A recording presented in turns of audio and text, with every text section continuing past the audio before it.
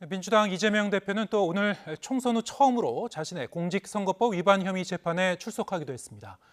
세 개의 재판을 동시에 받는 이 대표의 이른바 사법 리스크는 여전한 가운데 이르면 올해 안에 1심 선고가 나올 수 있다는 전망도 나옵니다. 홍민기 기자의 보도입니다. 야권의 총선 앞승 뒤 처음으로 이재명 더불어민주당 대표가 공직선거법 위반 혐의 재판에 출석했습니다. 총선 직전 법원 앞 기자회견을 통해 지지를 호소하고 정권 심판을 외쳤던 것과 달리 이번에는 별다른 정치적 메시지를 내놓지 않았습니다. 앞으로 재판에 빠짐없이 출석하시는 건가요? 총선이 끝났지만 이 대표가 피고인인 1심 재판은 모두 3건으로 이번 달에만 3번 더 법정에 출석해야 합니다. 게다가 이 가운데 위증교사 혐의 재판은 올해 안에 1심 선고가 나올 수 있다는 전망도 나옵니다.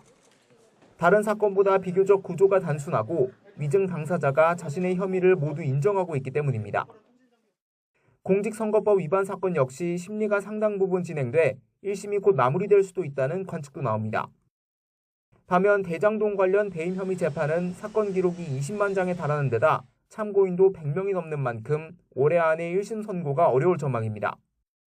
이 대표의 경우 배임 등 혐의로는 금고 이상의 형, 공직선거법 위반 혐의로는 100만 원 이상 벌금형이 확정되면 의원직을 잃게 됩니다. 다만 세 사건 모두 대법원의 판단을 구하는 상고심까지 이어질 것으로 보이는데 총선 승리를 발판으로 대권 도전에 나설 이 대표로서는 대법원의 최종 판단 시점도 중요합니다. 이 대표를 향한 검찰 수사 역시 남아 있습니다.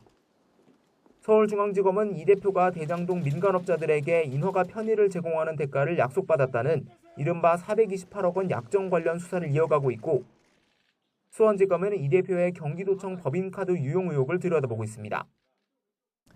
총선 압승과 본인의 재선 성공이라는 정치적 성적표에도 불구하고 향후 대권 도전의 중대 변수가 될 사법 리스크가 여전한 만큼 이 대표가 앞으로 헤쳐나가야 할 길이 녹록지만은 않은 것이 현실입니다.